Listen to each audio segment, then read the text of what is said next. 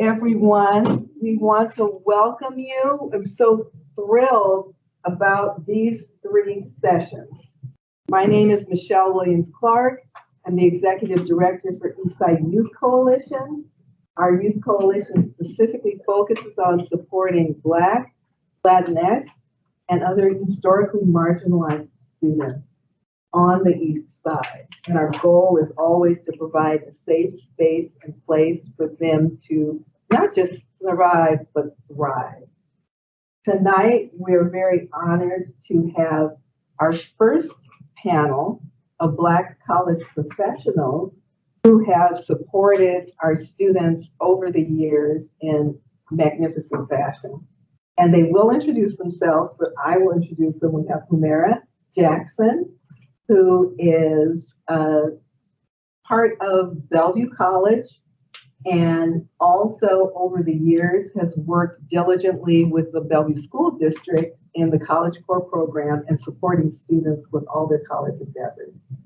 We have April Ferris-Joseph, and she is the founder and director of Paris Educational Solutions. She also has helped all of our students with their college goals and dreams and been very generous with her time. And we are thrilled that they're both here to share about all of their college experiences from a professional standpoint.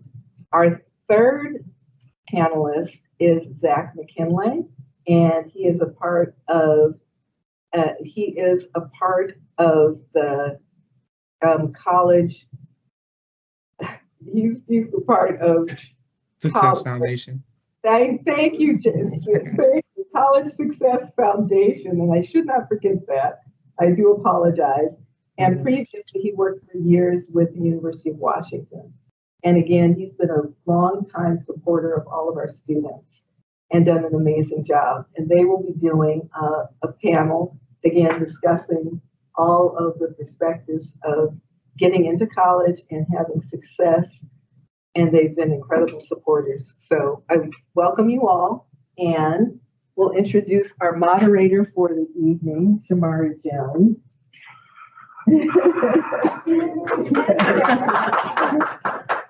Are we really introducing me? I want to introduce myself. Are we introducing me? And I am introducing you, yes. Thank you so much. Someone should tell me what time this is, because I can talk. What time is it? 7:10? All right. 30 minutes. This ends at 7:10. I'm Shamari Jones. I'm so excited to have an opportunity to have a conversation with the ladies to my right and the gentleman to my left who will be joining us on the screen. He'll be up on this whiteboard here in a second. I am a long-term fan of all of these folks. I have some relationships with many of you and some deeper ones with some of you. Zach, I did not know that you worked at College Success Foundation. I worked at College Success Foundation many years ago, when it became named College Success Foundation, because prior it was called Washington Education Foundation. And so I was there for that transformation. And Michelle is like, I don't even know. There's not words to describe Michelle, who continues to put on opportunities and put forth the amount of effort to serve our community of young people and the adults and bring together our adults in this community to help serve and support the Black youth of this particular region and area. And so I'm honored and proud to not only be a participant here, but to be a staff member here in the Bellevue School District to continue to serve and support our youth in this system as we try to remove barriers and provide opportunities for them to not just survive, but thrive as they move forward in their lives onto whatever their dreams are beyond this institution. So I have a series of questions here. I don't want to belabor the conversation that I'm having here all by myself. I want to include a whole bunch of other people in this. For those of you all who are in our physical audience, as well as anybody who may be in our virtual audience, I want you, as we're having this conversation, to just begin to think about the things that you have as questions, whether you are currently in college, the things that you might want to potentially share. For those of you who have yet to get to college, make sure you are asking questions, because this is not cut and dry. There are a lot of things that are tricky about this process. So please ask for and seek clarification along this journey. Before I go any further, I'm just going to ask my panelists to please take an opportunity to introduce yourselves. Talk a little bit about who you are, where you work, a little bit about your journey, high school, college, and your current career. We're going to start with Miss April. We're going to go to Miss Humera. We're going to end up with Zach. So I'm April Paris Joseph. I have my own college counseling independent firm. So families come to me outside of the school system, and I kind of help them along and hopefully make life easier for the counselor at school who has a lot of students to take care of.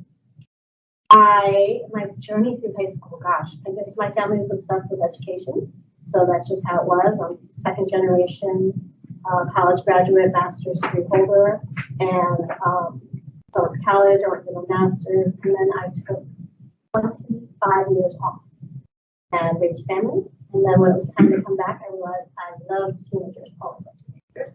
And it's really interesting how the college process worked, how it was complicated and not as straightforward as it should be. I wanted to help kids do that. So I did. Awesome. Thank you. Thank you, Ms. Humera. Hi everyone, I'm Humera Jackson, and currently I'm a faculty member at Bellevue College. I teach economics. My journey, I guess my educational journey, I also come from a family that's really like basically you had to go to college. My father was a college professor himself, holding a PhD, and I was so uninspired when I was in high school. I barely got through high school, to be honest. And I left a little time and I went to work full time before I went back to college. And that really, so I do see a path for a lot of folks that is not a straight path. And for me, I think it just made me, when I did finally get to college, I just soaked it up. The learning, the expanding your mind. Also, when you work full time and you don't have a college degree, you learn pretty quickly that, hey, you know what, maybe this college thing is something I should look into. From there, I did my master's degree. So I wanted to learn, even thought about doing my PhD, but then I stopped and went to work for a while. And I worked in banking and in the private sector. And I realized that I really, really love to teach. I did a short stint in English as a second language with refugee families, and I realized how much I loved teaching. And so I went into a second career in education. And when my second child was getting ready to go to college, she said I had never been so involved in her life as I was, and she just couldn't take it. I was like constantly, I realized it wasn't because it was her and I was worried about her. It was that I just loved the process so much. I loved, helping her with the essay, trying to figure out which colleges to go to. So I decided, hey, why don't I just volunteer, see if I can volunteer. So I went through this program at Bellevue Schools called College Corps. Got trained in that, and it's been about 8 years. And I volunteer mostly at Sammamish High School with students helping primarily with their college essays. Thank you. Thank you, Brother Zach. Round us out. Yeah, thank y'all for having me. Really unexpected, but appreciate being here virtually as well. But I'm Zach McKinley. I'm from Tacoma, Washington. I serve as the program manager for the College Success Foundation in our college service unit. My journey is came from a single mother background, product of Tacoma Public Schools. I honestly never planned on going to college. I always did well in school, but really never thought about college afterwards. If it wasn't for this organization that I currently work for now, the College Success Foundation, they actually inspired me to go to college and also supported me with that that process. I had thought about going straight to the workforce, but I went to the University of Washington from 2008 to 2012, and that was probably a life-changing moment. It really changed the whole trajectory of my life, being exposed to people from all around the world, and just everything that I was able to learn and expand my mind, as was mentioned as well. After I graduated, I worked nonprofit at the YMCA doing before and after school childcare for about 3 years, serving as a positive male role model to youth. And then in 2016, I ended up working at the University of Washington, Seattle as an admissions counselor, as also as the African-American recruiter, serving 23 high schools from Everett to Lacey. Did admissions work for almost 3 years. And then I transferred over to the Foster School of Business at UW Seattle, where I supported our students from underserved backgrounds with an office called Undergraduate Diversity Services. Did that for about 3 years. So I was at UW for about 7 years before coming back home to Tacoma in 2021, rejoining the College Success Foundation, where I essentially support 12 colleges within Pierce County and about 400 college students here in Pierce County as well, too. So that's what I got right here. So thank you all again for having me. All right, man, what an all-star panel. Let's kick to question two. And the question two, we're really going to highlight the college expectations for our 9th and our 10th grade students and families, particularly the importance of grades and community service, and the extracurricular activities in your first 2 years of high school. And so I'm going to rock with April for a minute and talk about the college expectations for 9th and 10th grade students and their families and what those really pertain to, like when it comes to me throwing that statement out into the ethos. And I think it's a foundational time. So the important thing is to keep doors open. Make sure that you're taking classes that lead you to a trajectory to have opportunities versus classes that close doors. Opening up and checking out different extracurricular activities and figuring out what you're interested in and what you're not interested in. You know, finding something you love is just as important as finding something that you don't love. It's really important that families really encourage their students to think about the foundation of what it means to be a student. So do you know how to study? Do you know how to manage your time? And if you don't, how are you learning those things? Do you know how to approach a teacher if you're having struggles, or how to get help when you get? Those are the keys in those first couple of years. Okay, Zach, so in that same vein, thinking about those 9th and those 10th graders, what about the importance of grades and community service and maybe the extracurricular activities in your first couple of years of high school? Yeah, absolutely. Grades are definitely important, but it also tells a small story of what classes you're taking, whatever classes you have available to at your high school, maximize those, especially core classes, English, math, social science, lab science, as well as world language courses. The more courses you take in that, the more impactful your grades look. Also, one thing is colleges look at grade trends. So even if you didn't have the best start in your 9th grade year, you can always get your grades up as well too. And that also shows this whole older but wiser mentality. But definitely grades, you want to do everything you can, take classes that you know you're going to thrive at, and utilize the resources around you.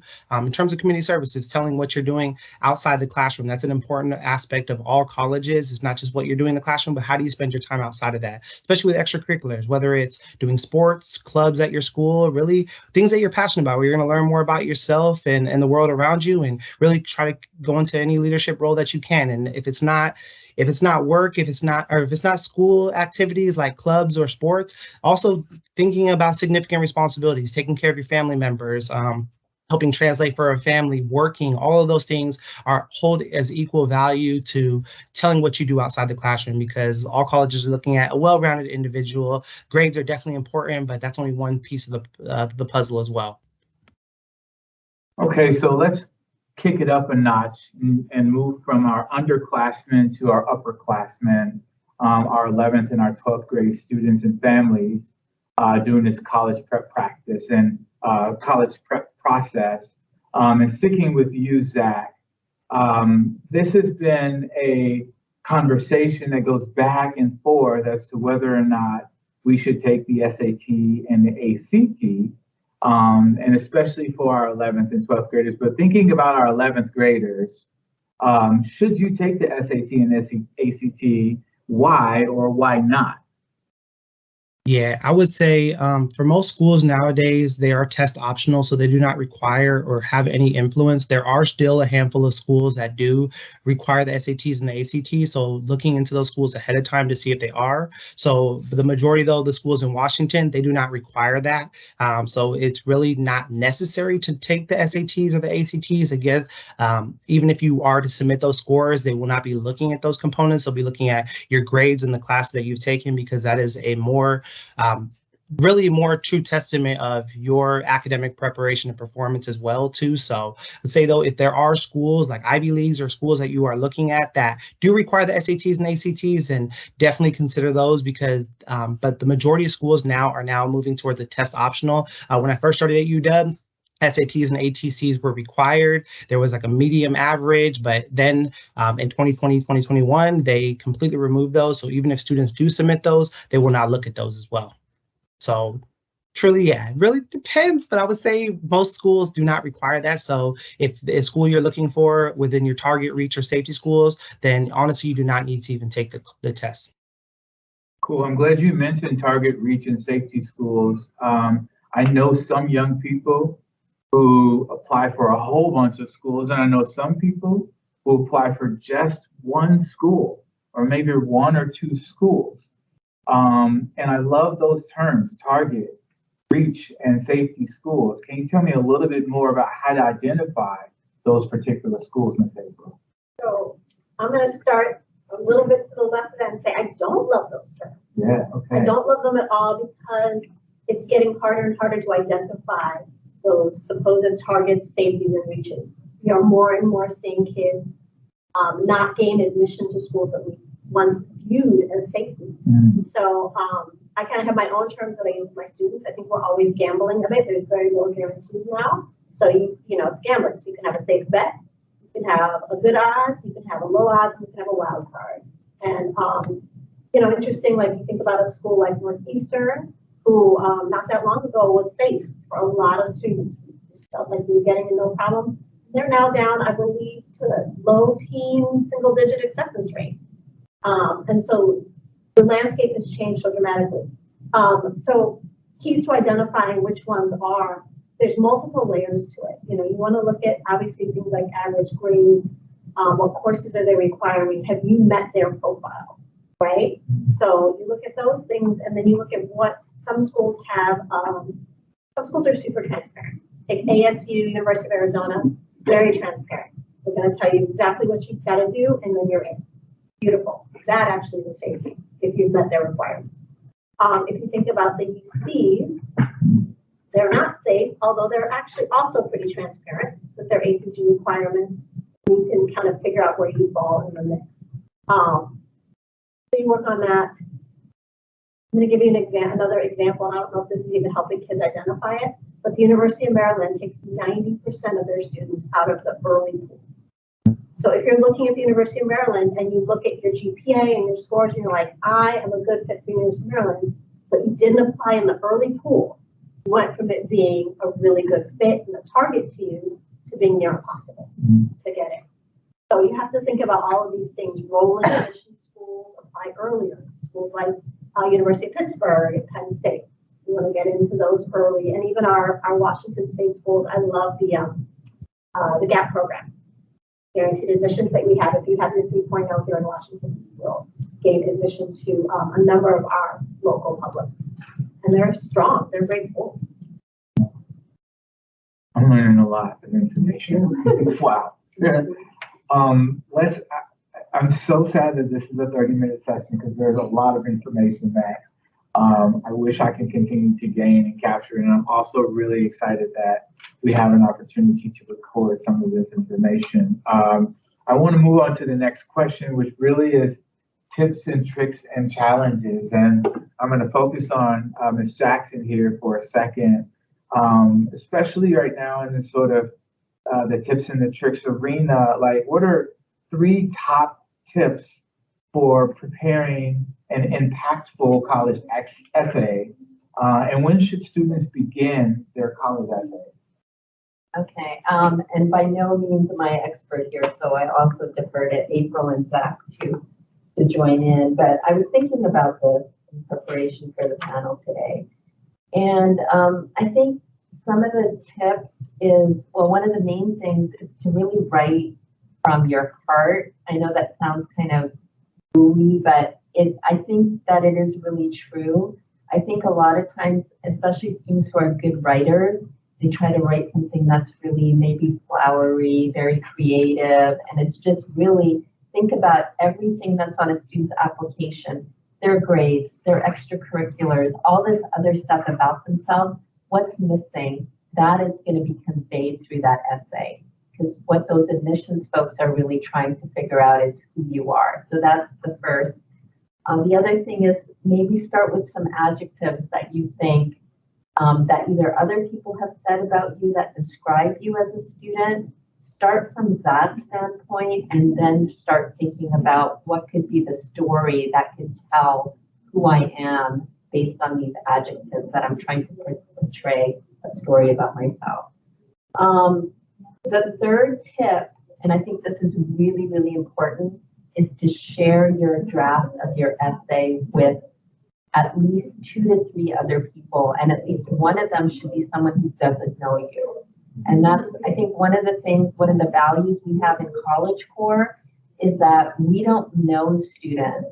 And when they come in with their essay, it's like we can just, if I can't learn about you, I'm gonna ask those probing questions from your essay. It's like I may ask more, and I think that has been the most rewarding part of being a volunteer with College Core, is to be able to have that, have that conversation with the student that in the end makes their essay really strong. And there's been essays where I've been like in tears, and I hadn't even known the student. The first thing I've seen is their writing and their work, and it's been so beautiful. And that I can actually know that student.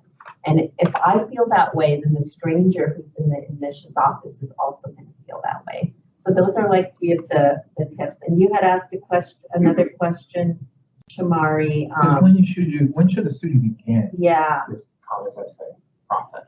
I mean, to be honest, it's probably never too early, but I think that probably sometime in the end of your junior year, at least, to start thinking about it. But I would defer to April for that, see at what point. I like the end of the junior year.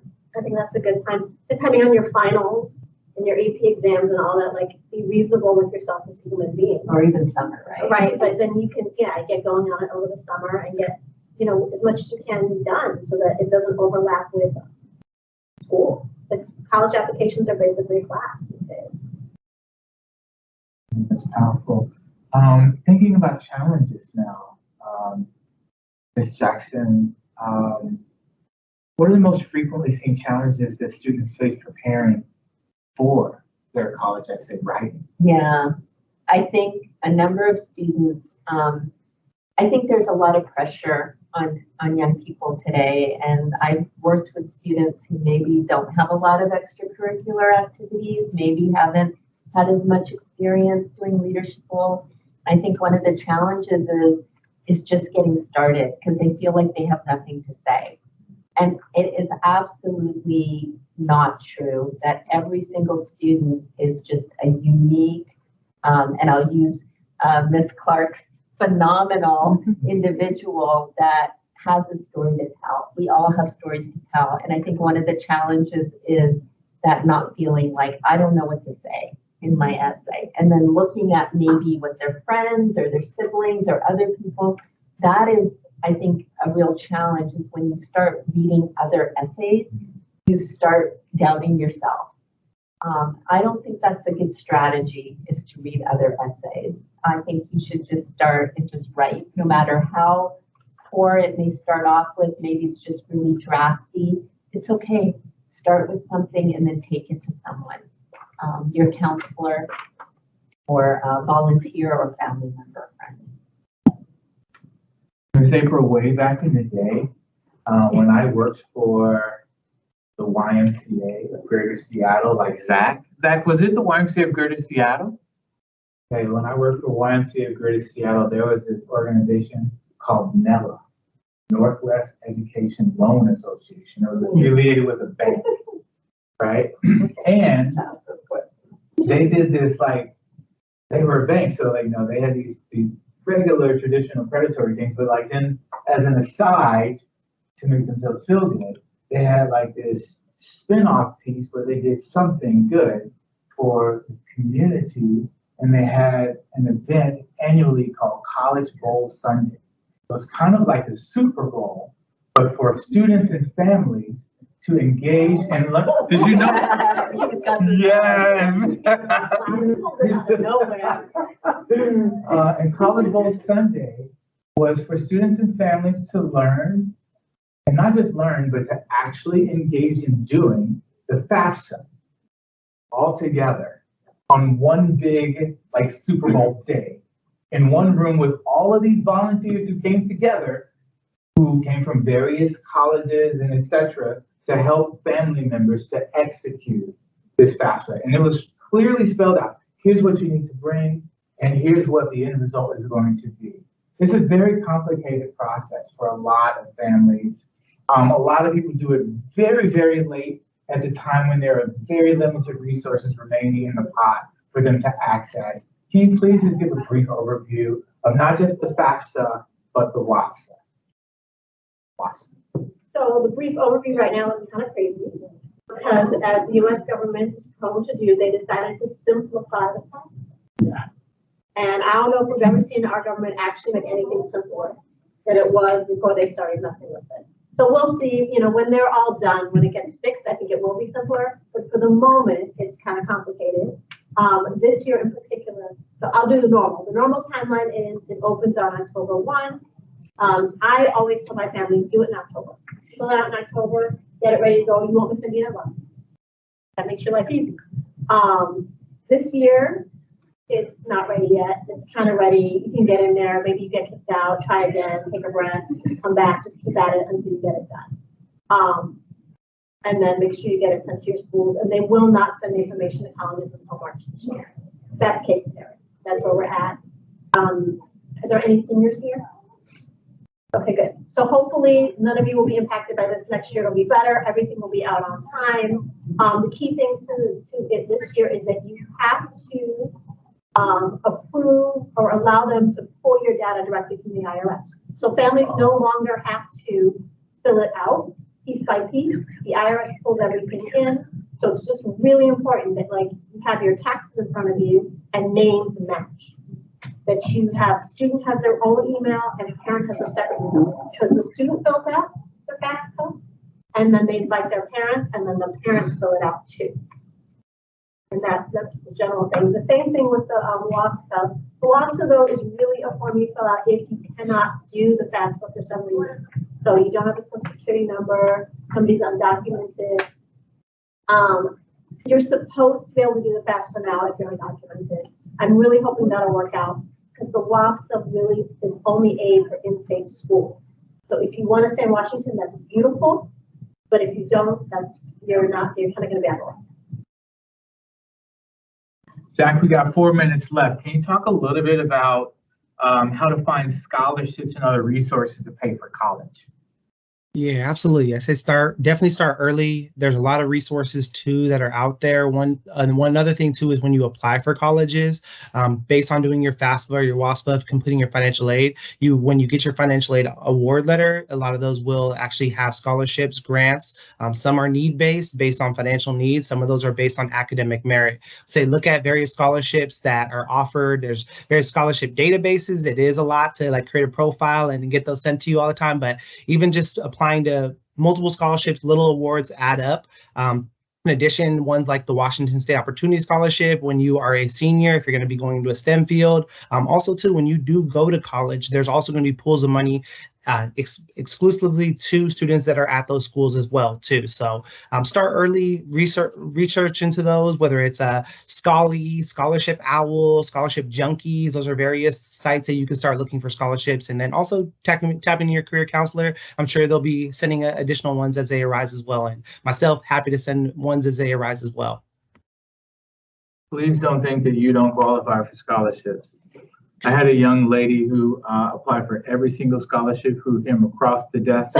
She had so much money that it paid not only for college, but she had additional funding to help pay for outside of tuition, room and board, books, etc. She was able to pay for her to live in housing off campus, help to pay for her car, help to pay for just any expenses that were attributed to her being a individual in school too. And so that was fantastic. So that concludes all the questions that I have for our fantastic panelists.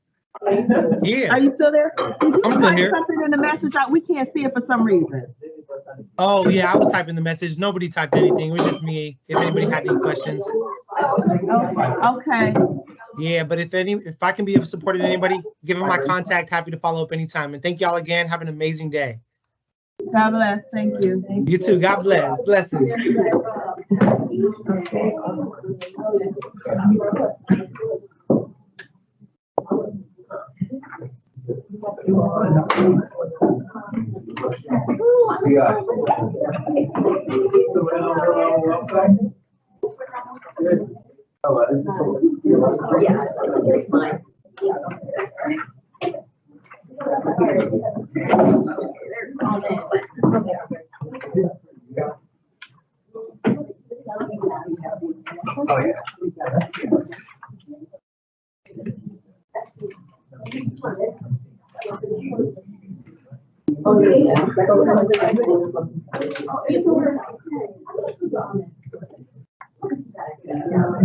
Here, my name.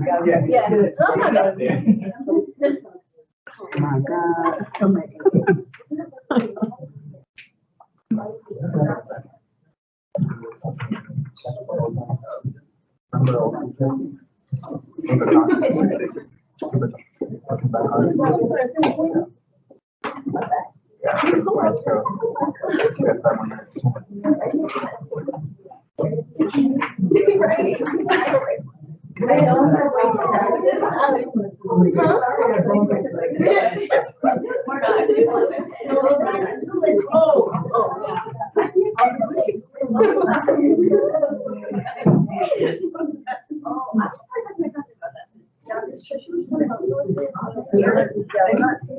He put his email information in there if you want to write it down.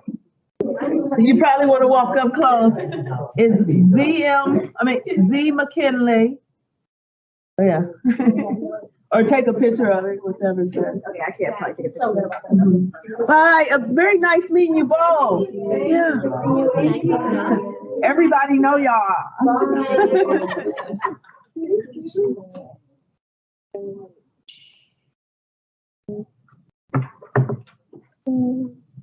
Foundation.org. Okay, thank you.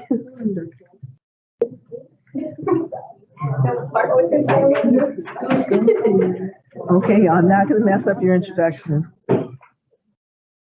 Don't you worry. I needed to have the Apollo hook come get me. I was rambling, so Carolyn, help us out. Someone else gonna come to club or? Tomorrow. Oh, she put up there.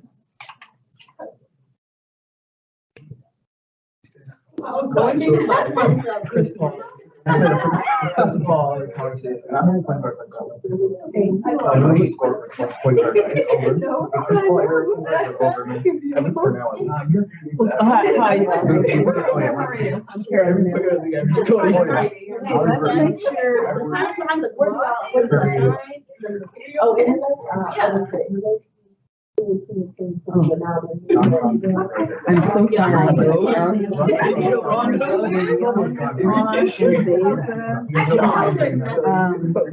Rasan has been on. Okay. Did Mignon get on? Oh, she is. Rasan Beza Mignon. Okay. We need to see you on camera. Okay, I'm gonna pop y'all on now.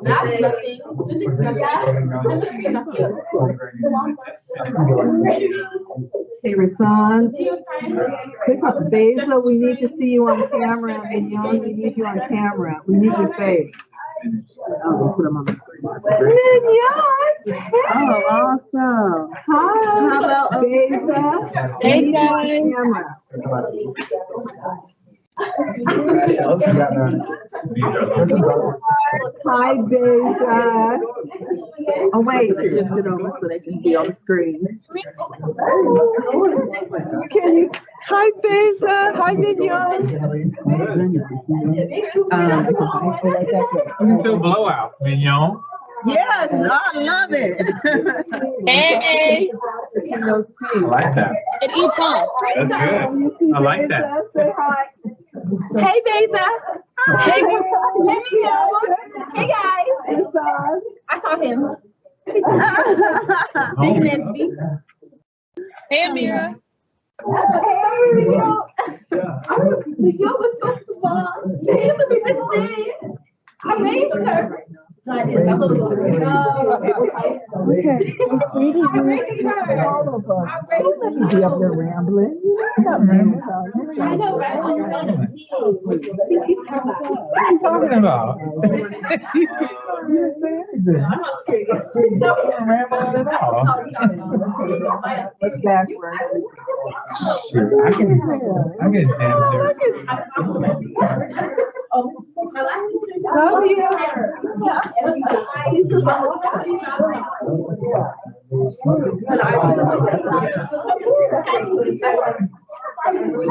Actually, yeah. So that's was the worst. I'm gonna run home. I got stuck in Seattle. I'm gonna run home and put on like a black collar twister, and I just could not. Driving from Seattle to Bellevue nowadays, I don't understand. I probably spend more time in my non-BSD things in Seattle. I don't do non-BSD things in Seattle. Bellevue School District is the only thing I do. I don't sit on a single board or anything in Bellevue. Oh,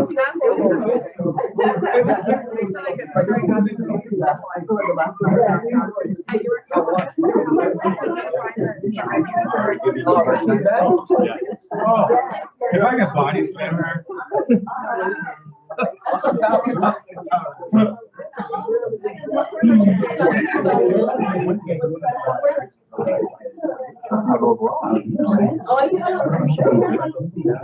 Across the street, in the parking lot. That was my first job there. Parking here.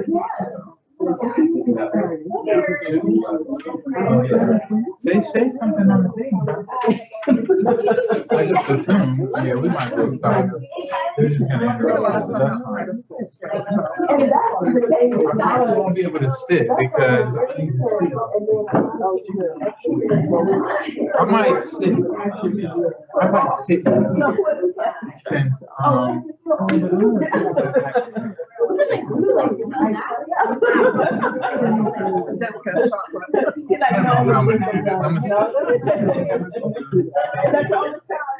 No, I have a cover.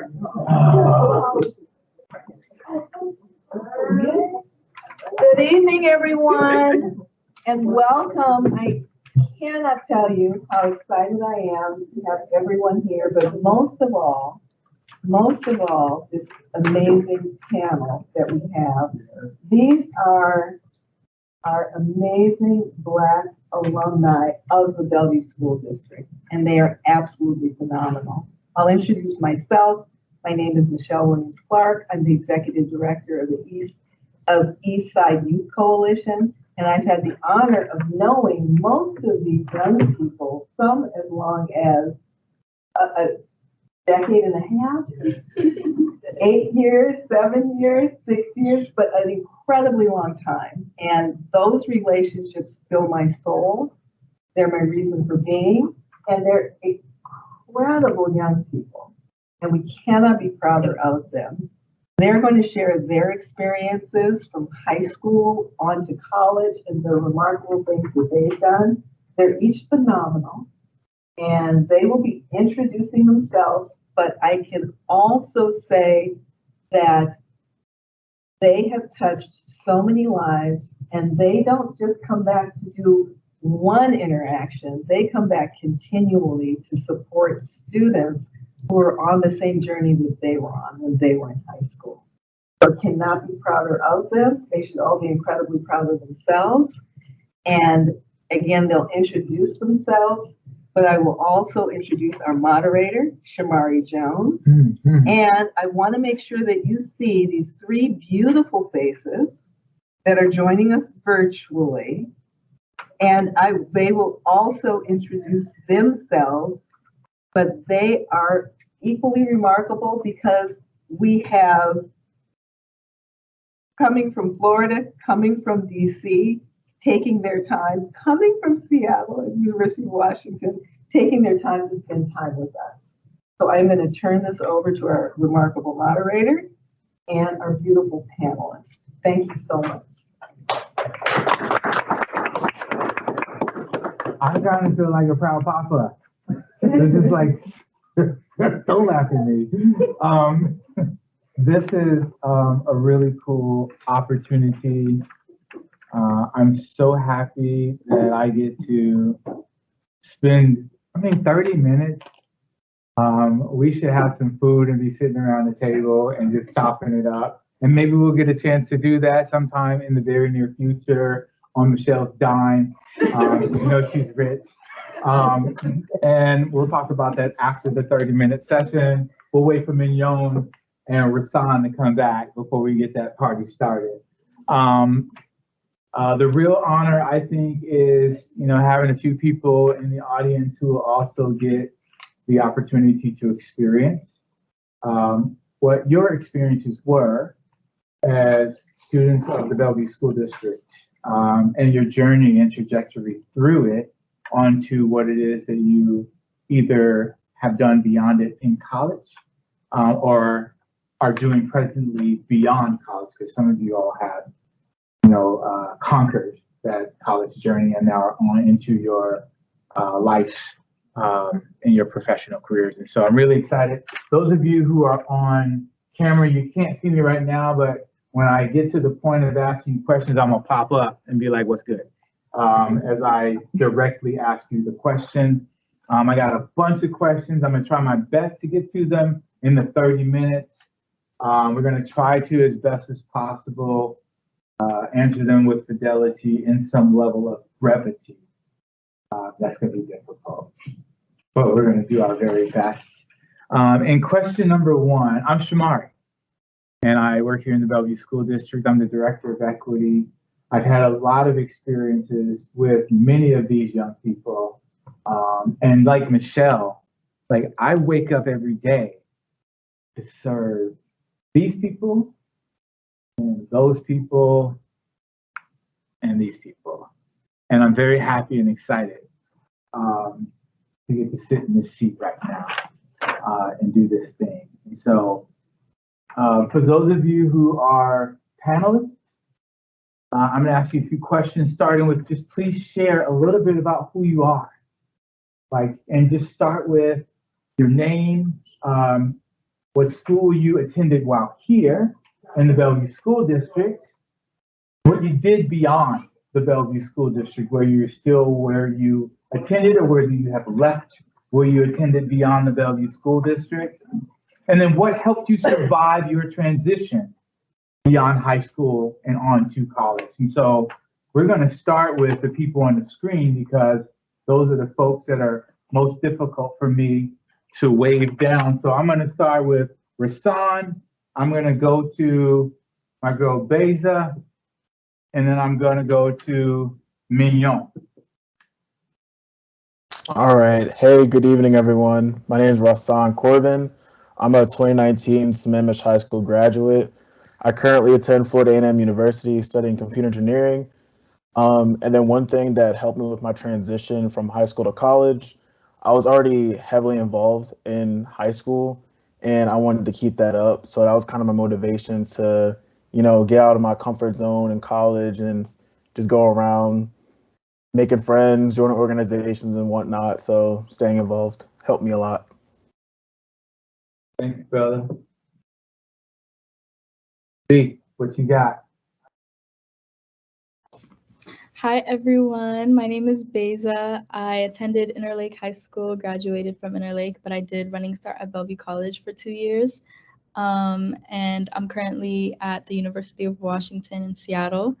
Couldn't make it today because I just got out of class. But yeah, so I would say one thing that helped me survive high school and, you know, helped me with my transition into college, I would say was kind of just all these programs that I was involved in. I want to say Miss Clark was a big resource for me when it came to the whole college application process and everything. She was kind of just there, not even only during that period of time where we were applying for colleges, but kind of, I mean, I met Miss Clark my sophomore year of high school. So from then on, she's been a big resource. So yeah, I would say that and kind of building like a community of people just like me and who have the same goals as me. Yeah, so that's it. Thank you. Nayeon, Hi. the blowout.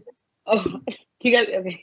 Hi, everyone. My name is Maria Mignon. I'm a freshman international business major from Seattle, and I graduated from Sammamish High School in 2023. And currently, I already said Howard, yeah.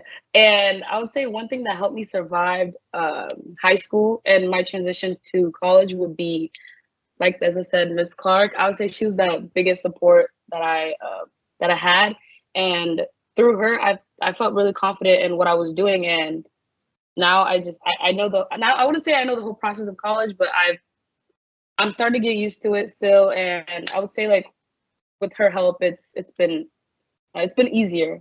And yeah. Thank you. Folks in the room, starting with Jay, and down the line. All right. Hey everybody, my name is Jeremy Mumba.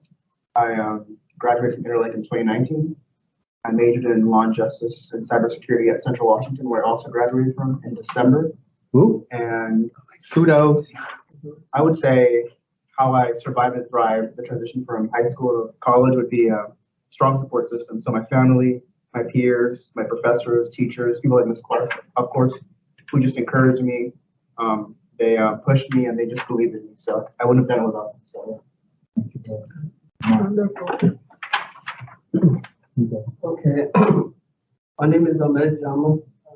I graduated 2020 Interlake High School, repping the COVID class. All right, baby. Yeah. I currently attend Seattle University, and I'm a third-year student pursuing a bachelor's in science and nursing. What helped me survive that transition, I would say it's my group of friends that I hang around with. I think it's a good support system I have. And also having the honor and privilege to know Ms. Clark since I was 9 years old. Wow. Always having her support. So forever grateful for that. Hi, I'm Samira Shahan, and I graduated from Sammamish High School in 2023, this past summer, or last year. And I'm currently going to Bellevue College. I'm studying political science. And something that helped me survive and thrive from my transition from high school to college was having also a great support system, like Clark, a great community and interests that I wanted to take from high school all the way to college. Yeah, that's like the main transition. Hi everyone, I'm Aisha. I graduated from Bellevue High School in 2020, so COVID class.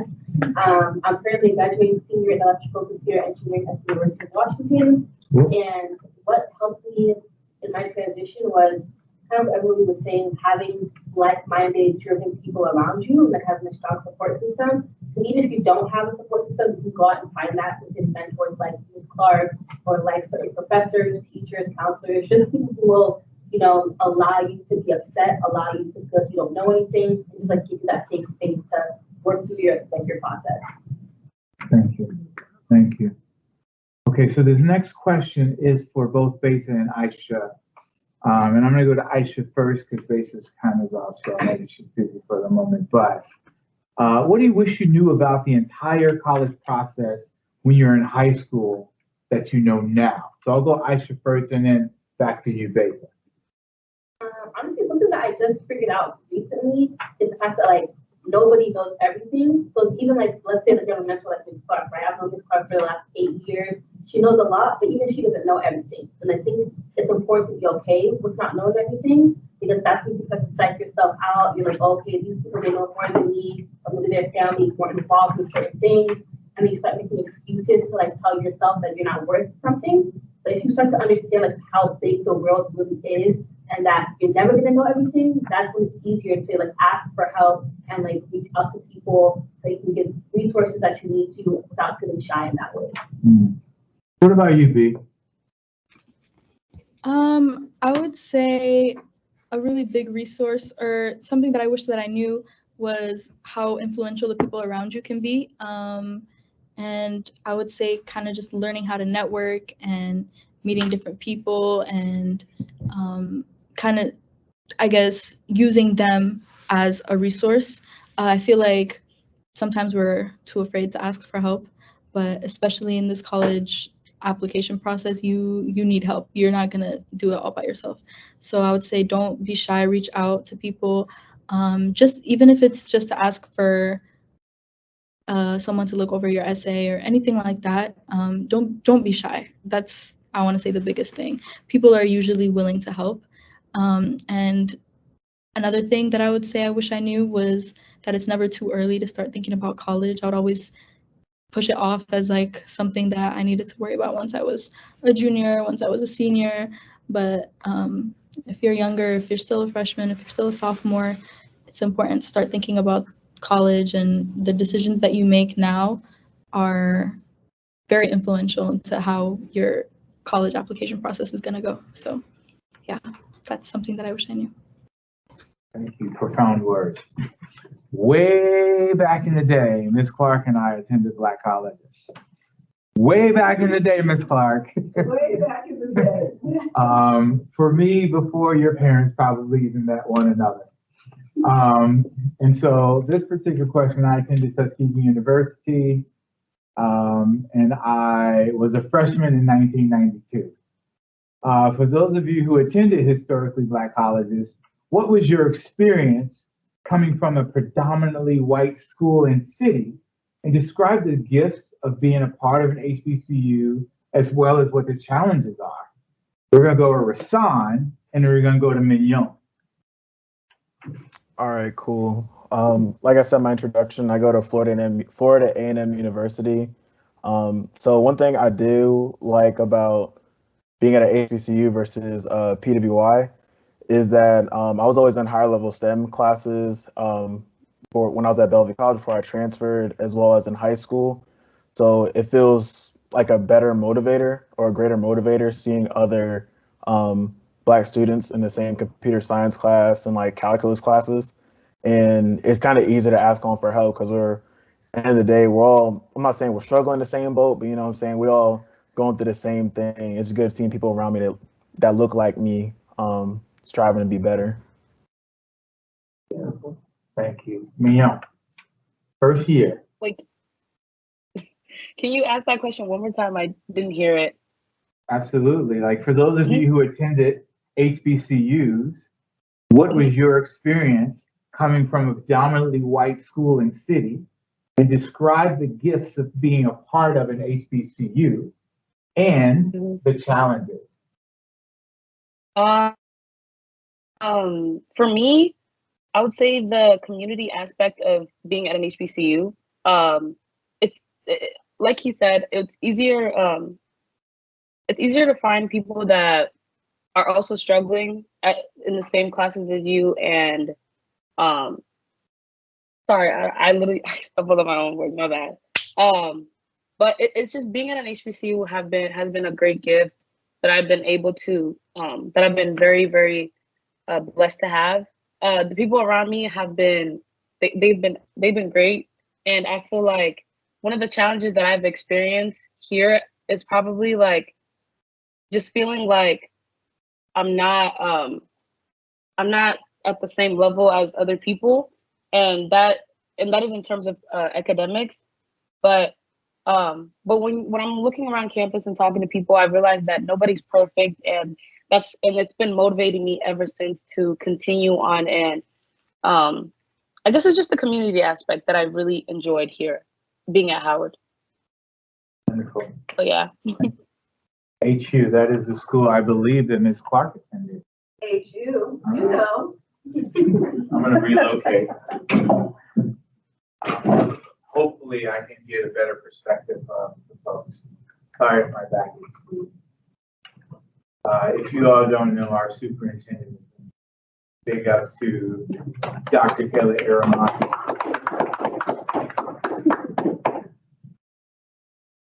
So my next question, starting with Jeremy Mumba. Why did you select the school that you did? And would you make the same choice today? If so, why? And if not, why not? Really good question. I selected Central because for a few reasons. First, because of its proximity. My family obviously would live in Bellevue, and Central is about an hour and a half away in Ellensburg. So it was far away enough that I can be independent, but it's also close enough where I'm not too far away from home and I can start forging my own identity. Secondly, it's because Central, the student to professor ratio is really good. I could actually interact with my professors, interact with my peers. It was a lot more intimate. And lastly, because of cost and my program. So it was much more affordable compared to other universities. And I had my program, which is an excellent program, by the way. So, and I would make that decision again, absolutely.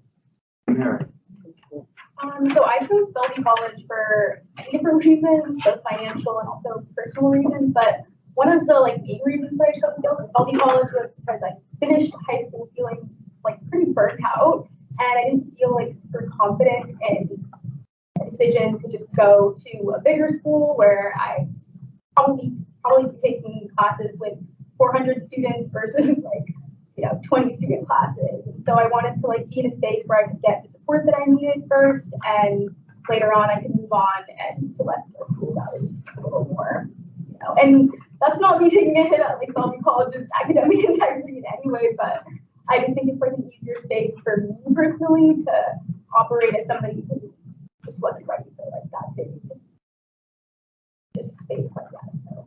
So yeah. And last, Beza, can you answer that same question for me? Yeah, I think there are probably a few things that made me pick the University of Washington. And one of them, like people mentioned already, was just the proximity. My whole life I said, I'm gonna go out of state, I'm gonna go out of state. I never made it out. So, and that's not a bad thing. That's kind of something that I decided for myself, just because I like being around my friends and my family, and when it was time to make a decision, I really couldn't see myself moving out of state and only coming home for the holidays. It's just it didn't seem like something that was, I don't know, it didn't seem like something that I wanted anymore. But there are a few things that I don't know if I think I would advise people to really look into the schools that they choose to go into, because for me personally, I'm having a good time at UW. The social scene is really good. I like the Black community here, but I wish I had realized how much pressure it is to have to apply for your major on top of getting into a school. And I know UW is probably one of the maybe the only school who does that. So just really research. If you're planning on applying to the University of Washington, figure out what classes you need to take if you're taking community college, if you're going to have them transfer your credits over, because I wish when I was in Running Start that I had been more particular about the classes that I was taking, and figured out what route I was going to take once I got to UW, so that it would have been easier for me to build up my credits that I needed in order to apply for my major, if that makes sense. So, yeah. Thanks for that insight. That's fantastic. This next question, I'm going to ask Ahmad and Aisha. And with questions like this, I offer that, with sensitive subject matter, you choose to answer in the manner in which you choose to answer. And anything that is difficult to answer, you don't have to answer. If you feel comfortable enough in sharing, have you ever experienced any isolation, depression, anxiety, or racially motivated incidences while attending college? If so, how did you handle that? Let's start with Ahmad and go on to Aisha. Go on to Aisha. So I'll say with answering to like the isolation part, I feel like everyone experienced during the pandemic, not being able to like see like your friends and family. It was a really tough time, especially it was during my senior year. I was doing Running Start, so it was very difficult to like contact counselors and stuff. Kind of plan out the rest of your life. It kind of felt like when I graduated, like I was just released to work. Like, I had to deal with everything on my own, so it was definitely a hard time for me. But I would say how I resolved that situation is being raised by like a single parent my whole life. I've always dealt with adversity. I've always kind of like embraced that challenge. Always had that feeling that I'm gonna get through it no matter what challenge comes my way. Also, adding to the point I said earlier, just having that great support system, having great people that are willing to listen to you when times are tough, really support you. It's really great. I feel like it's essential for everybody. Thank you for sharing that. I appreciate that. In terms of isolation, UW is about 4% Black. I'm pretty sure the engineering school is 3% Black. So obviously, you stick out being as Black as, I am. And then also, I'm a first generation college student. So my sister did go to college, but she did a completely different route. She did Running Start. She also studied like a humanities major, communications, which is very different from STEM. So it's just like going through the whole process by yourself, and you know that you're by yourself. It's very difficult. In classes too, when UW is about, I think, 30% Asian and I think 50% white, or 30 and 30 for both of them. People are coming from all over the world, right? UW is a huge school. You don't know where people are coming from. You don't know what people's intentions and mindsets are. So the way I've been combating it, at least in situations that I cannot control, is to go into things with an open mind.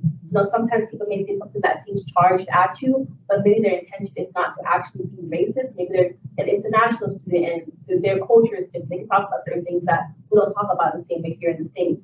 Or maybe they're literally just ignorant, which is not an excuse for them, but it's at least a way for you to regulate your own emotions and not let their actions get in the way of your education.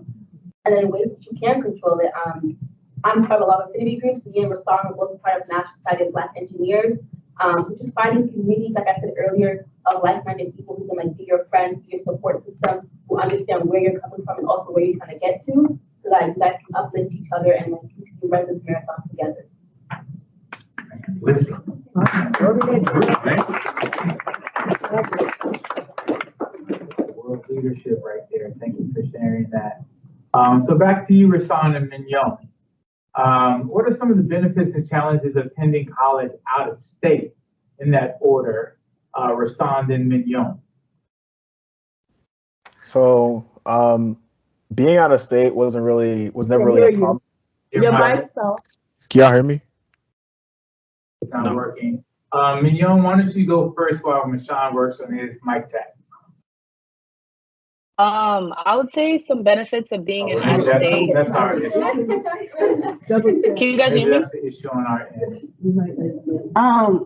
Hold tight while we fix our tag. Hold on. We're gonna go on to question number 7. I don't know how that would be What are some of the benefits and challenges of attending Bellevue College and transitioning from Bellevue College to another college or university? And we're going to go with Mira first, who's presently at Bellevue College, and then talk to Ahmed, who went to Bellevue College and then transitioned. So let's hit Mira, and then we're going to go to Ahmed. Okay, so like benefits, I think obviously you kind of have like a fresh start, you take as many classes as you want, prerequisites, things like that. You take summer classes. These are all things that you can transfer to another school if you choose to transfer in the future. You can also talk to different counselors, especially there are kind of Black counselors as well at Bellevue College that I frequently go to get support. So there are kind of just different avenues for support, which I really appreciate. But challenges, I think the social scene is very limited. It's hard to make friends there. A lot of people are just going there to get their business done and kind of get out. There's also a lot of Running Start students, and they're kind of all just doing their thing. So that's really a challenge for me, as well as just like finding clubs and like extracurriculars to take part in. That's always a challenge. I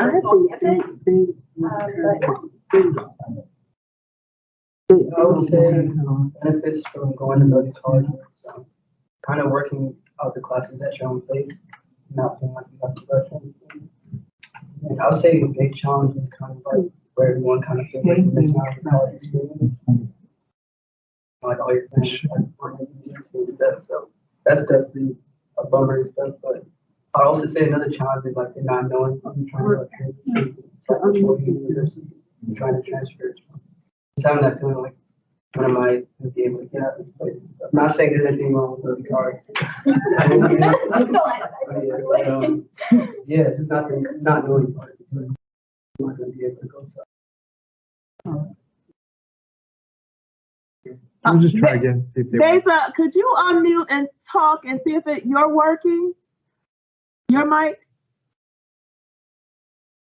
Beza, check in. Or Mignon, check in. Mignon, respond. Can you? Could y'all? Can you guys hear me? Oh, we cannot hear you. Okay, that's not. And I can hear y'all. Beza, check in. Just say mic check. No. Mic check. You guys can't hear both of us? Speaker. I can hear you guys. I can hear Oh, y'all. okay, I can hear you guys, but I can't hear them. Session B. I can't hear us. Session B begins at 8 o'clock. For your convenience, the session recordings and materials will be available So, in the on the college meantime, conference page. we may not be able to have that particular question that we'll fix that before the next session, but we have a second or so, maybe a few minutes before the next section begins. We have a couple of folks in the audience. Are there questions that you all, parents, students have for our panelists that may be an extension of any of the questions that I may have asked on this sheet of paper while we have them here before you move on to your next session? Questions. I know y'all got questions because you always got it. You all are the questions. What you got?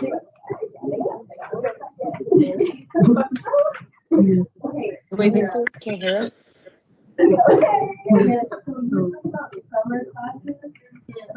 I think they're still trying to fix it. Change the speaker. Okay, go for it. Talk about it. I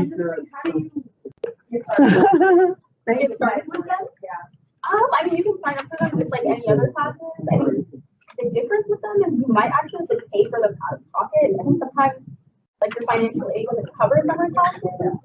But I actually haven't taken any summer courses yet, but I might this summer. I don't know. I'll think about it. But yeah, they offer like the same classes that they usually offer during regular school year. Mostly my favorite. Some classes might not do that here, but yeah, I like it.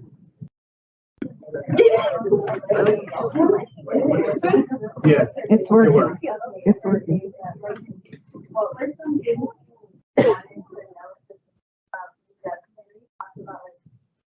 most of your life wanting to go to a college like outside of Washington State. So like I was kind of like the opposite of everyone wanted to go to UW automatically. Like I didn't even know about UW. I was like, oh, this is Washington. So like what were some things that you wish you knew about it beforehand, like before attending, that you think would be like useful to know for someone who's like wanting to apply? And maybe I should answer this too. Beza, so a Were question, you able to hear the question? a question for you is, what were some things you wish you knew about UW before you actually applied, were accepted, and attended? What were some things you wish you knew about the UW before you got there? Can you guys hear me? Yeah. Yeah? Yeah. Okay, so I think I already mentioned the whole applying to your major kind of thing. Some majors, they don't have any direct admit, so I know a lot of the health sciences, there's no such thing as direct admit. You can't sign up. You have to apply for your major once you get here. So that's what I had to go through. I'm currently taking classes, and you kind of have to keep your GPA up, and it's kind of like applying for college all over again, but except it's your major. So there's that aspect that I wish I kind of researched a little bit more before coming in, or at least had more of the credits that I needed, knocked out some of the harder natural science classes like the chems and the bios in community college, because I was already taking classes there. And another thing that I wish I knew about UW, honestly, I don't have too many complaints other than just the whole applying for your major and all. Oh, actually, I do wish I knew how big the classes can actually be. Some lectures are literally hundreds of people, so it's hard to get in contact with your professor. I had a class that had, I think, about 400 students in it, and it's a really big lecture hall. So if you have questions specifically towards your professor, it's really hard to reach your professor. They will send you off to the teaching assistants, who are pretty much just graduate students who are also taking on the role of a teaching assistant. But you have to keep in mind they also have their own lives and their own obligations, I guess. So yeah, just keep all of that in mind. I should may have something to add as a UW student as well. Two main things. Like Basil was saying, you have to apply for your major at UW, but some of them you can get direct admit to. So on your application for UW will ask you to rank some of your majors. I would say really do research on the majors that do take direct admit and put those on your ranking. It doesn't make sense for you to put your number one major as maybe like public health. Public health doesn't take any direct admit students. Use that first choice for something that will take you, like engineering. I think college side too is direct admit. So use that wisely. I know a lot of people, they didn't understand that process, and then they just put whatever major on the rankings, got to UW, realized, wait, I wanted to do this in the beginning, I never put it on this. I thought it was just, for funsies. So we look at the majors and try to figure out, okay, like, how can I best utilize my one shot and not have to apply competitively? And two, know the difference between a public school and a private school. If it was a public school, I got like thousands and thousands of dollars in scholarships from private schools for merit scholarships. UW doesn't do that. It's need-based, or you go get scholarships like outside UW. I got an email from UW talking about you get $0.00 in funding. I was just looking at that and like, this is not enough. I didn't know that. I thought, I'm paying $30,000 from Spelman, I'm paying $50,000 from New York schools. I was like, okay, I'm going to UW for free. I didn't go to UW for free. Right. Just understand that process. You can know how to like best approach the financial situation with your parents and stuff. Wow, beautiful. Thank you, everyone. Can I also chime in? Can I? Yeah. Oh, hold on. Danielle would like to share something. Wait, I'm sorry. We were talking about the financials, right? Yeah, what you got? Okay, sorry. But I would say that and from personal experience, I was in between UW or Howard, and I was terrified that I wasn't even gonna be able to go to Howard because of how expensive it is. Like Aisha said, I feel like obviously going for whichever school offers you more money is the smarter and better option. But I've realized that once you go to a school that you wanted to go to, there's so many opportunities and so many ways to get scholarships. And I found so many scholarships here at Howard that I wouldn't even be able to get when I was at UW. Because not UW, but UW Bothell. UW Bothell offered me a full ride scholarship in business. But here at Howard University, I was gonna pay, I think, around $10,000 every semester, and I was paying that out of pocket with no help. And I found out that there are so many resources and opportunities. So definitely don't also let the money aspect of it define or help or choose the school you're gonna go to, if that makes sense. Yeah, yeah. You know what I mean? Okay. Wonderful. Thank you. Thank you, amazing alumni panel. Appreciate you all so much. And thank you, Shamari, amazing moderator. Miss Edwards, handling all the tasks. And our superintendent. Thank you. Thank you so much. And I do always have a question. And I know, shout out to Naomi and Brianna, juniors, Sammamish High School, president of BSU, vice president of BSU. Wonderful. Hey, we're gonna do all that board meeting. All right then. Okay, okay, we're rolling right into session C. So. Okay. Cool. We have some. See you guys tomorrow. Yeah. I sent the information to John and whatever, no one said it. And we got all but one BSU leader, so from Newport. So what's his name is coming and said, Marlon coming to accept the honor, right? Elena.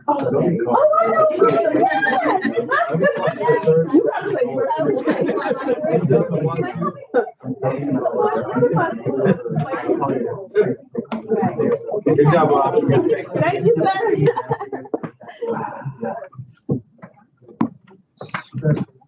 Okay, we can keep on.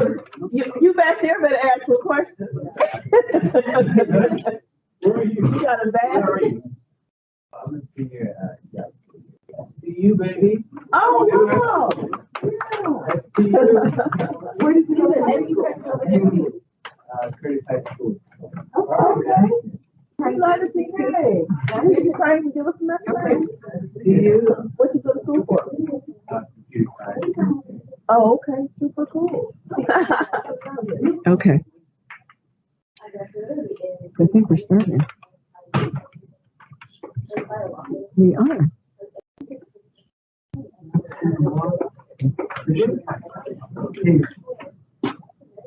Well, welcome everyone.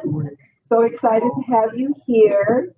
It's just an honor for me to introduce our amazing Bellevue School District Black alumni.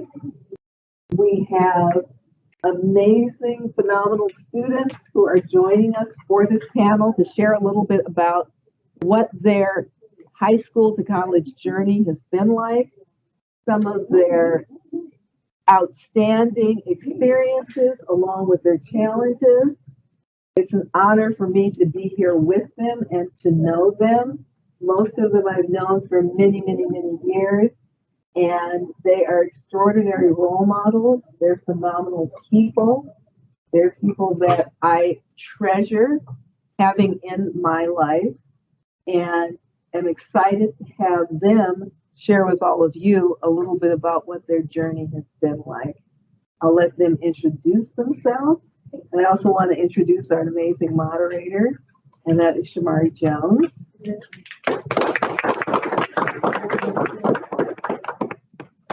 And I appreciate his support over the years. It's been something that's been a constant, not just for myself, but for all of our students in the school district. And people will introduce themselves in more detail. And Miss Carolyn Edwards, who is a counselor at Newport High School. And I'm glad, thank you. She came out from behind the computer, and she's been doing our tech all evening. So I can't say enough amazing things about her and each of you, and it's an honor to have you with us this evening. Thank you so much. Okay, well, let's get this party started. This is our last show for the evening. We only have 30 minutes worth of an opportunity to explore and go down the pipeline as we journey into a conversation that will offer an opportunity to inform anyone who's in our listening audience about your experiences not just here in the Bellevue School District, but your experiences, whether you are currently in college or beyond college, and that offer information, insight, and pro tips for anyone who might be in earshot of what it is that you have to offer. I'm Shamari Jones. I'm the Director of Equity and Strategic Engagement for the Bellevue School District. I'm here merely to ask questions and to help to cultivate this conversation that we're going to embark upon for just a short amount of time. And I'm going to start just merely with asking you who you are. So my first question is simply to ask of you to introduce yourselves. And I want to ask you to share with us where you graduated from, meaning your high school. Let's throw in what year you graduated from high school. And then add to that where you went off to college. And think about that journey from high school to college. And along that journey, share some things about what helped you to survive and then to thrive in your transition along the way. And so we're going to start with the people here who are in the room, and then we're going to offer the opportunity for the folks who are on the screen, and I'll call you by name once we get to you, to share as well. So we'll start with Aisha, we'll go down the line, and we'll hit those on the screen. Hi guys, I'm Aisha. I graduated in 2020 from Bellevue High School. I'm a current graduating senior studying electrical computer engineering at the University of Washington. Without any questions, right? Okay. No, we want to ask you about your journey. Oh, okay. And my transition from high school to college, transition from high school to college, mainly attributed to having mentors. I know a lot of people tell you to get mentors or to network. It's like sometimes those terms can be like daunting, or like you may not even know exactly what that is. But really, it's just like meeting people who are willing to help you and who are like are gonna have open arms for you, like you can cry on their shoulder. Maybe they'll give you like Miss Craig, there was plenty of meals every Wednesday at 7 o'clock. Like, food. We were hungry, like sometimes there's not much food at home. So you just getting people like even like people on a piano who are willing to like give you advice, like that's what people mean by mentorship and networking, not just going out to random events and shaking a bunch of hands for a reason, but finding meaningful connections that can actually help you get to where you want to go. My name is Amira Shahan, and I graduated from Pane High School in 2023 and currently going to Bellevue College studying political science.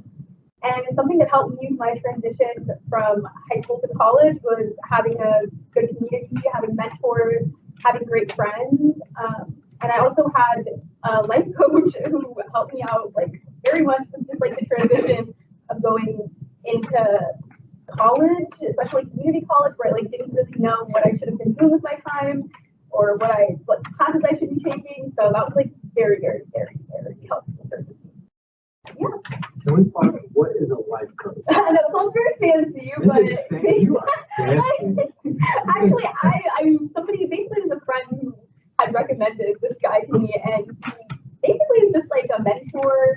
And I met with him like once every other week, and he basically just let me bring like any problems or anything that I needed help with to him, and he'd find like a real solution that worked for me based on like my personality and like all of these other different factors that I told him about. And he was like really great to work with, honestly, very helpful. So yeah. My name is Ahmed Jama. I graduated from Early High School 2020. Currently a junior at Seattle University, pursuing a Bachelor's of Science in Nursing. Will help me survive and thrive. I guess on this transition with piggybacking on the point Aisha made, having a great mentor.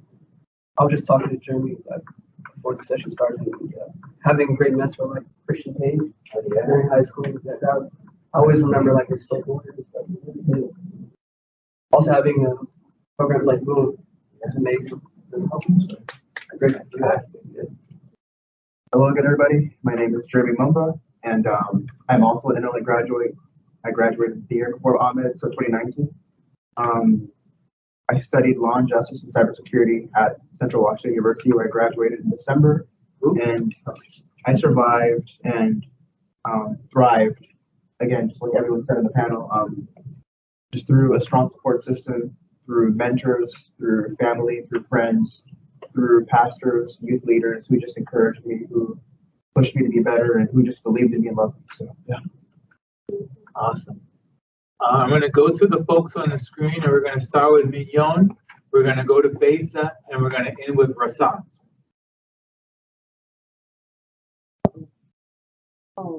No, she's just not on. Oh, can you hear me, Mignon? Rasan nodded yes. Rasan can hear me. Mignon. Okay, we're going to go to Besa. Bro, I have my volume down. I'm so sorry.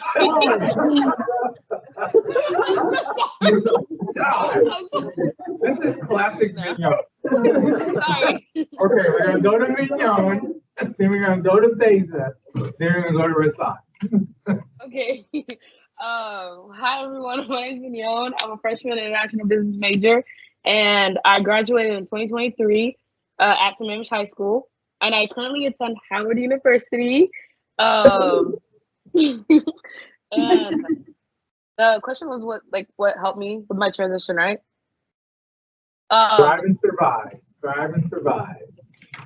I would say coming from an African household, like I didn't get as much support with the college process and transitioning to college.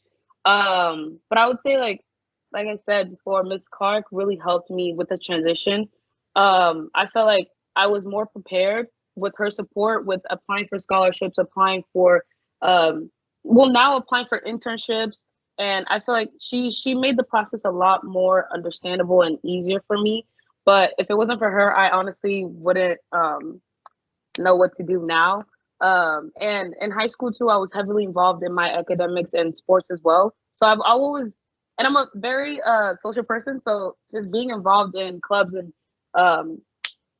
organizations it's not hard for me, and making friends was not hard as well. But I would say Miss Clark was a great support for me. And yeah. Thank you. Besa. Hey everyone, my name is Beza. I graduated from Interlake High School in 2022, and I'm currently at the University of Washington in Seattle. And one thing that really helped me with my transition from high school to college, not to be redundant, was Miss Clark. I was involved with a lot of her programs, the Youth and Government program, and I think my year was when we co-founded Eastside Black Girls for Change and Eastside Youth Coalition and all of those programs. So I would say she has been a big resource for me, and she kind of goes above and beyond to make sure that we get the help that we need. Even if she can't help us, she'll find someone who can help us. So take advantage of Miss Clark is my biggest advice. And also just build a support system around yourself. And I feel like Ms. Clark is also really good at helping you find the people that are going to be helpful to you moving forward. So yeah, that's what helped me thrive. Thank you. All right. Good evening, everyone. My name is Rasan Corbin. I'm a 2019 Sammamish High School graduate. I currently attend Florida A&M University studying computer engineering. Some things that definitely helped me with my transition from high school to college was making sure I stayed involved. I was heavily involved in high school with BSU, SOAR, Youth and Government, etc. The list is very extensive. And now I'm also heavily involved on my campus, and it helped me stay motivated to keep pushing through my classes, keep pushing through these internships and whatnot. So, and kind of like everybody said, that kind of built my support system, my extensive support system at school. Thank you all very much for answering question 1 in 12 minutes. We have 18 minutes left, Ms. Clark, to answer 6 more questions. We're going to blaze through. So, question number 2, Beza, what do you wish you knew about the entire college process when you were in high school that you now know?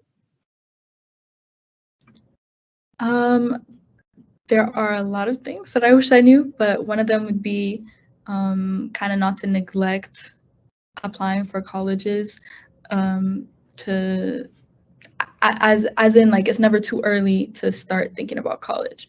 Um, and I know it can be kind of like a stressful topic, but I think it's important to start as early as you can to try and get the resources that you need and build the network that you need and find the people that are going to help you when you're applying for colleges. So that's one thing that I wish I knew, was just to be involved in clubs and build my extracurricular activities list and all of that sort of stuff as early as possible. I don't think freshman year is too early to start thinking about college. And yeah, I think that would be my biggest piece of advice.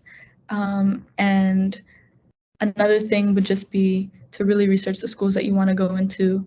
I applied to a lot of schools, and thinking back, I'm not even sure if I would be happy at half the schools that I applied to. So don't waste your energy. Do your research beforehand. Thank you. I totally agree with that. What about you, Aisha? On basis from like starting the application process early, even now like people will tell you like what's your brand.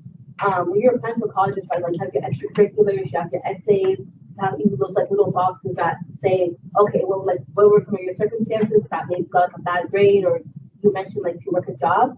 That all goes into like who you are as a person. So don't feel like, okay, BSU plus my job, they don't relate. Maybe your BSU or your social activism stems from the fact that you had to work hard your whole life, you have that job. So just finding ways to connect all the pieces of your story so that when you present yourself, you can get like an entire read of you from that one application. That's what's going to make you like the best bet of getting into college of your choice. Rasan, it was such a privilege for me to have an opportunity to attend a historically Black university, Tuskegee, down in Alabama, way back in the day. And I know both you and Mignon have that opportunity right now. And I'm wondering, from your current experience, especially coming from a dominantly non-Black, more of a PWR or white city and school district, that could be somewhat of a difficult transition. So I want you to please describe like what that experience is for you, like what are the benefits and maybe what are the challenges for you first, Rasan, and then I want you to also answer that question. Oh yeah, certainly. So in high school and before I transferred to Florida A&M, I was in those higher level math classes. Since I'm computer engineering, I was in computer science, I was in calculus and whatnot. And most time I was one of two or three or the only Black person in the class. So being here has definitely given me more motivation to push through those classes, especially as they progressively got harder. And it made me not as afraid to, not, I don't want to say as afraid, but it made me more comfortable asking questions within the classroom because I also had Black professors, because I had my first Black computer science teacher when I got here. So that made me more motivated because seeing them in the position made me want to keep going. Mignon. I would say definitely the opportunities of being at an HBCU. Like you see a lot of, for me here at Howard University, we are partnered up with a program called the 21 Cap program, which are companies, well, for school business specifically, but they are companies that recruit from HBCUs, but we work directly with them. And I feel like going to a PWI, like you don't get that. Like here at school at Georgetown, they don't have that there. And I feel like it's just the opportunities that are here are not what you would find at any other schools that you would go to. And what was the other part? It was like just Challenges. Any challenges you may face or experience? I haven't experienced any like drastic change challenges. I love being at an HBCU. I would say like sometimes you can feel like you're not Yeah, I don't really know. I feel like I feel really comfortable here. I've met my people and the community is great as well too. So, and yeah. Thank you much. I felt that way too. Why did you select the school that you did? And what made, why did you select the school that you did, and would you make the same choice today? Why or why not, Jeremy? All right, good question. Yeah. So for 3 reasons. First, proximity, obviously. Central, an hour and a half away from Bellevue, far away from home, but not too far away, so I can be independent and start, becoming my own man, away from family, and I can still always come back and check in on them. Cost was very affordable compared to some other universities I applied at back in my senior year of high school. And lastly, program and class sizes. It's a lot more intimate in the classroom, so I can interact with my professors. I built really strong relationship with them, with my peers, and they gave me great references, and I just got to know everyone better. Yeah. Mayor, why did you select Bellevue College, and would you select Bellevue College again today? Why or why not? So I chose Bellevue College for a bunch of different reasons, financial reasons. I also chose Bellevue College just because I didn't feel comfortable going to a big university right after high school. I still wanted to experiment with different classes, hopefully be in like a smaller size class with 30 students, 40 students, rather than a big weed-out class, like 400 students.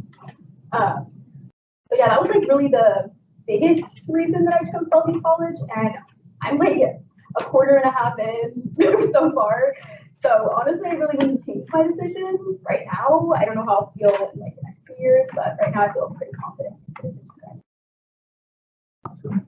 How about you, Besa? Oh, Besa had to go. She had to drop off early, and she thanked everyone and wished everybody good luck with their college application processes. Thank you, Besa.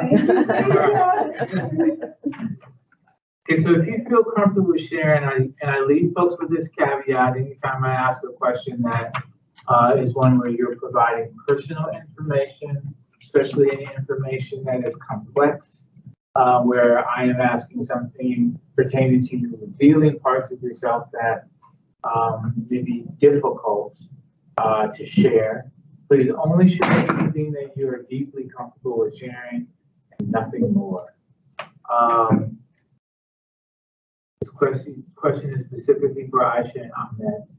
If you feel comfortable in sharing, have you ever experienced any isolation, depression, anxiety, racially motivated incidences while attending college? And if so, how did you handle that?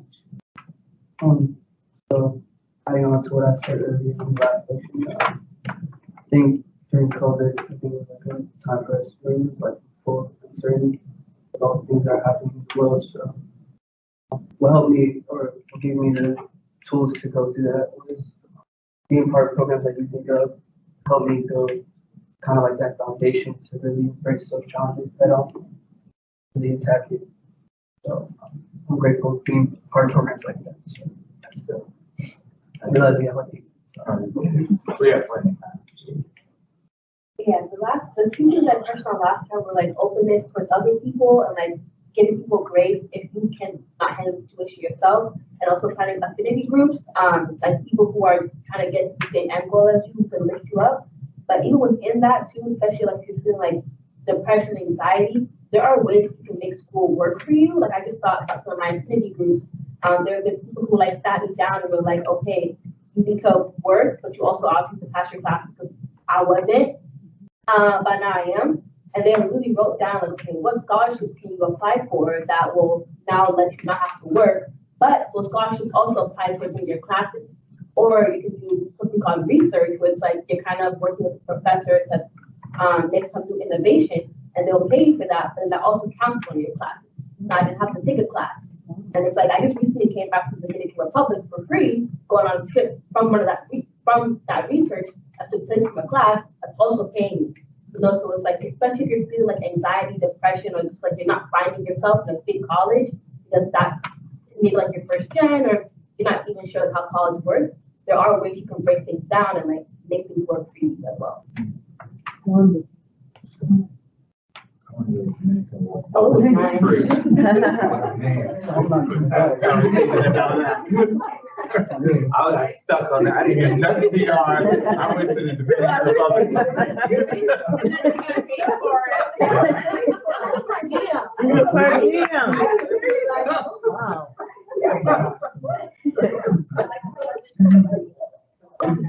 Okay, so for my two who are on the screen, Mignon and then Rasan, what are some of the benefits and challenges of attending an out-of-state school? I'm gonna say staying up till 11:30. I know, right? Both on the East Coast. Mignon first and then Rasan. An out-of-state school, what are some of the benefits and challenges?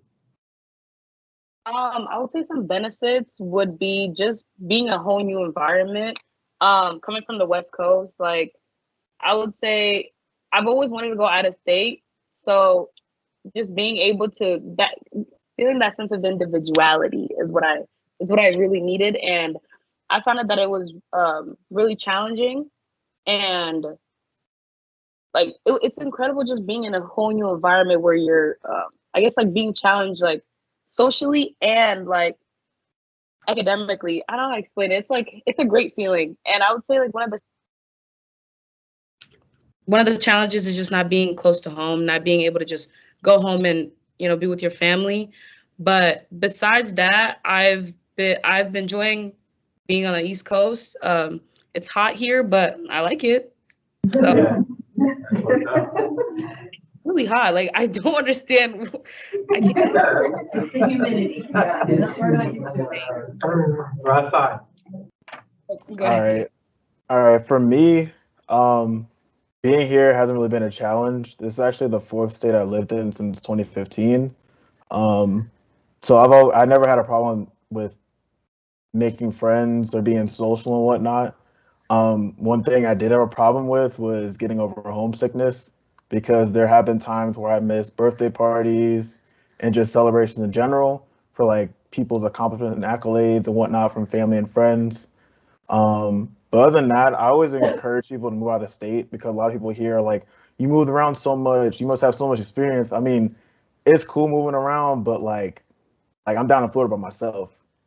But it also expanded my network too, and kind of brought some full circle moments. Like I ran into Aisha back in March last year at the NSBE conference, and I'm going to see her again in this March at the same conference. So it'll be cool seeing some more full circle moments like that. Beautiful. That's also for free. Where is this conference? Atlanta. Atlanta. Come on now. Is what's his name still the president of NSBE from Seattle?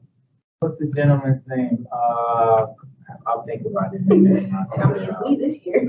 I mean, of the national organization, the actual adult who's Carl Mack. He's not anymore, but he's actually coming this Friday to UW to speak. Oh, yeah, he's great. You're the president.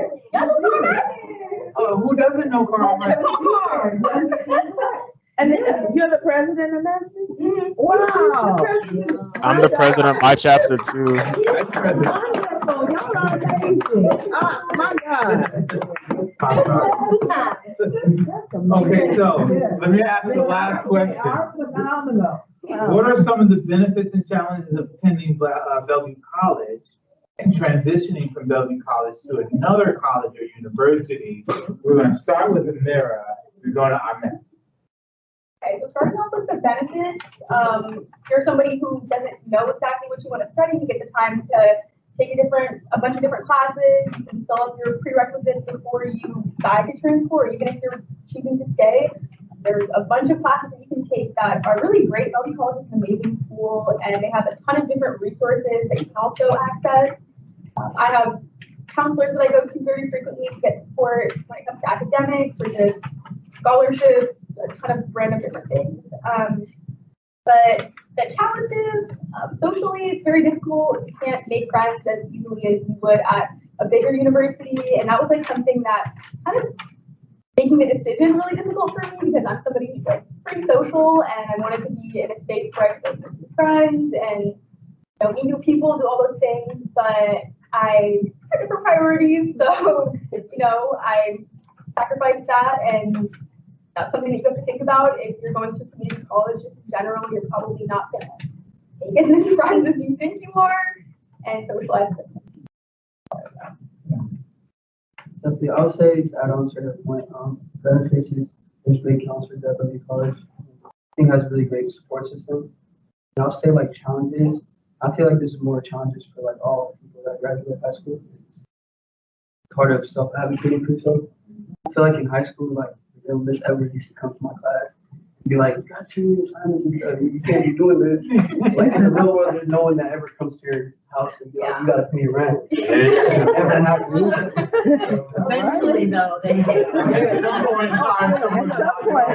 point they do. At the end, there is. So I think that was a challenge at first.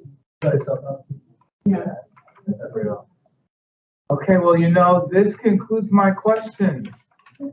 Are there any questions from members of our illustrious audience? Are you sure? I just have one question. I know that y'all in college and y'all live in the dorm. So the students, they'll be going off, they'll be no longer in their parents' home, they'll be in the dorm. Have there been any type of issues with that? Like with living with other people? I can answer that. Just as a reminder. Wait, could you ask that question one more time? Materials will be posted on the college conference What's that extend to that or? But yeah, dorms, you never know who you're gonna live with, you know. Drive home and a good People can be rest of your unpredictable. evening. People can be messy, a lot of different, you don't know who you're gonna be living with, you know, who you're gonna be. Your neighbors are, they can be loud, but I think for the most part, you have RAs to support you. You know, also just talk to people. People are very respectful. If you just explain to them what they did wrong, or if someone comes to you and says, you're able to clean up your stuff or this or that. So yeah, I just say just build up your it'll help build up your social interaction skills, and you just be honest with people. Just talk to your RAs having trouble and Yeah, and the question was, living in a dorm with someone else, how has that been for you, especially with the young people going to live with someone else and not with their parents and they're with someone else, and like even networking, how important that is to be social. Could you give us any? I would say my experience has been great. Me and my roommate get along pretty well. We're two completely different people. She's introverted, and doesn't really go out much. She's basically, yeah, we're two opposite people, and I feel like that's what brought us together. And because I'm an extrovert and I talk a lot. Like the people that went to high school with me, they would know that I'm a pretty extroverted person. So so I would say like it's like you said, it's very important to like to expand your horizons and talk to people, because I don't know, but don't be afraid to room with strangers, because I don't know, I had a great experience with it. So you know what I mean? And if you don't like your roommate, you can always switch. So thank you. Mm-hmm. Wonderful. Yeah. Wait. Okay. Like, come back here. Well, I just want to thank everyone so much. Y'all stay on. This is from me to you. You all are, okay. I always say this is the part of the evening when I start crying. Oh, but my God. you all are extraordinary. And it's been the joy of my life to be in your lives and know each of you. And you have you made everything I've done so meaningful, and cannot thank you enough. But what I admire the most is that you have persevered, been resilient, survived, thrived, and just are examples of pure excellence. And you should be so proud of yourself. We're so proud of you. And the fact that you keep coming back each year to be a part of these panels, we're year 4. This is your senior year. You've been doing freshman, sophomore, junior, senior. each of you, so many, Aisha, Jeremy, all of you. This is your first year. America just graduated. Ahmed, Beza has left, but we really cannot express how grateful we are for your presence and your willingness to give back to students who are on the journey that you're on and that you have done. And you give yourselves a round of applause because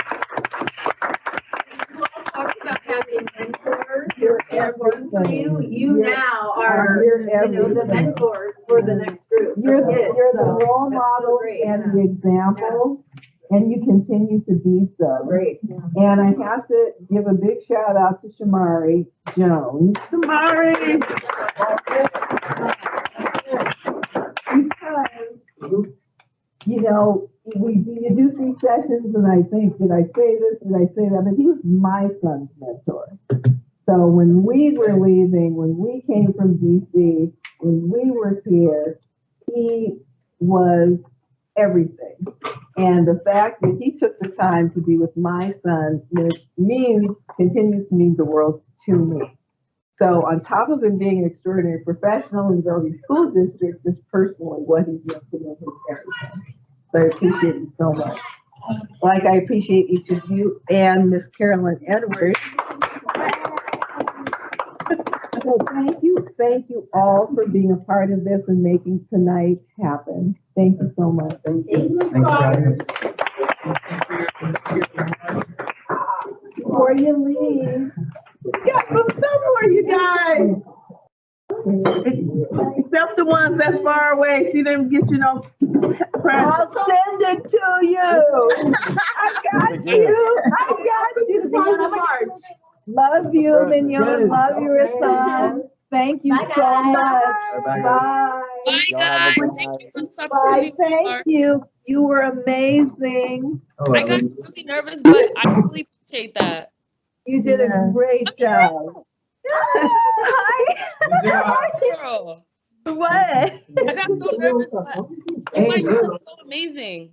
Oh, thank you. Thank you. I would definitely, do my thing. I got nervous. I couldn't answer the first question. I got so nervous.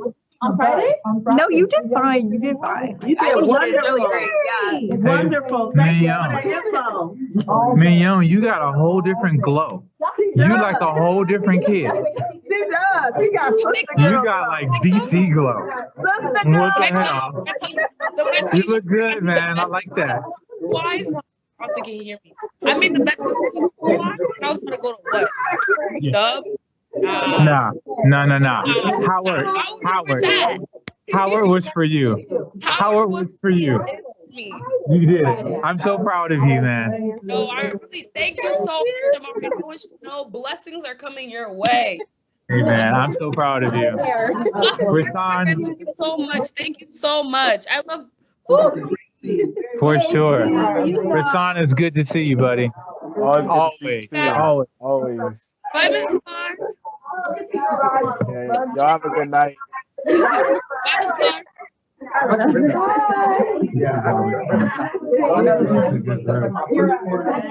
Good, man. Really good. It's hard to get to here. I don't know why. It's hard. I have this problem with the system.